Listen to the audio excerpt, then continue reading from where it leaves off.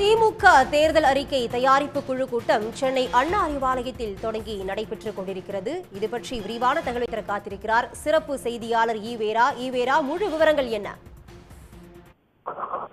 நடைபெறக்கூடிய நாடாளுமன்ற தேர்தலை சந்திப்பதற்கான வியூகங்களை அரசியல் கட்சிகள் அமைத்து வரக்கூடிய இன்றைய காலகட்டத்தில் அதற்கு முன்னோடியாகவும் கண்ணாடியாகவும் களப்பணியை தொடங்கியுள்ளது திராவிட முன்னேற்ற கழகம். திமுகவின் தலைவரும் முதலமைச்சருமான மு.க. ஸ்டாலின் மற்றும் கட்சியின் பொதுச் செயலாளரும் அமைச்சருமான துரைமுருகன் ஆகியோரால் கடந்த 18ஆம் தேதி வெளியிடப்பட்ட 3 வகை அறிவிப்பில் நாடாளுமன்ற தேர்தலை சந்திப்பதற்குரிய தேர்தல் பணிக்கான ஒருங்கிணைப்பு குழு, தேர்தல் அறிக்கை தயாரிப்பு குழு மற்றும் கூட்டணி கட்சிகளுடனான பேச்சுவார்த்தை குழு என 3 குழுக்கள் அறிவிக்கப்பட்டன. அதன் அடிப்படையில் நேற்று மாலை சென்னை அண்ணா அறிவாலயத்தில் திமுகவின் தேர்தல் ஒருங்கிணைப்பு குழு கூட்டமானது நடத்தப்பட்டது.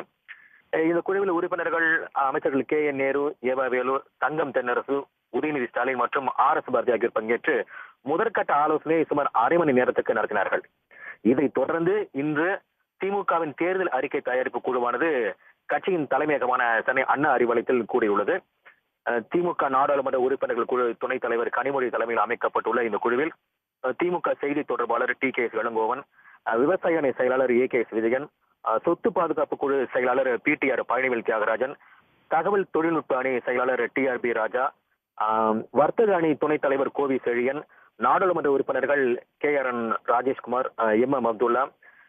கடந்த ஞாயிறன்று சேலத்தில் பிரம்மாண்டமாக நடைபெற்ற திமுக இளைஞரணி மாநாட்டை ரிப்பன் வெட்டி முதலமைச்சர் ஸ்டாலினால் துவக்கி வைக்க அனுமதிக்கப்பட்டவரும் மாணவரணி செயலாளருமான சிவிஎம்பி எழிலரசன், மருத்துவரணி செயலாளர் எழிலர் நாகநாதன் மற்றும் சென்னை மாநகர மேயர் பிரியா ஆகியோர் இதில் பங்கேற்றுள்ளார்கள்.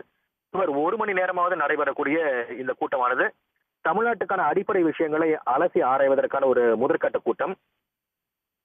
இந்த குழுவானது தமிழகத்தில் நிலவும் பிரச்சனைகளை இருந்த இடத்தில் இருந்து கொண்டே ஒரு அறிக்கையாக தயாரிக்காமல் நேரடியாகவே அந்தந்த பகுதிகளுக்கு சென்று கள ஆய்வு செய்து அதற்கு தீர்வை ஏற்படுத்தும் விதமான திட்டங்களை தீட்டி அதனையே தேர்தல் அறிக்கையாக தயாரிக்க உள்ளது. குறிப்பாக சேலம் உருக்காலை பிரச்சனை, தூத்துக்குடி ஸ்டெர்லைட் பிரச்சனை, நாமக்கல்லில் நிலவும் போக்குவரத்து சட்டங்களுக்கு எதிரான பிரச்சனை, விவசாயிகள் பிரச்சனை உள்ளிட்டவற்றை ஆராய்ந்து அதற்கு ஏற்ப தீர்வை ஏற்படுத்தும் விதமான யோசனைகளை அறிக்கையாக தயாரிக்க உள்ளது. இதற்காக இந்த குழுவானது தமிழகத்தில் சுற்றுப்பயணம் மேற்கொள்ளவும் திட்டமிடுகிறது. எப்படியும் 1 மாத காலத்திற்குள் இந்த அறிக்கையானது தயாரிக்கப்பட்டுவிடும். திமுகவை பொறுத்தவரை தேர்தல் அறிக்கையில் ஒவ்வொரு தேர்தலிலும் அதனுடைய தேர்தல் அறிக்கை தான் கதாநாயகன் என்று மறைந்த முதல்வர் கலைஞர் பெருமையாக பேசியிருக்கிறார், பேட்டியும் அளித்திருந்தார்.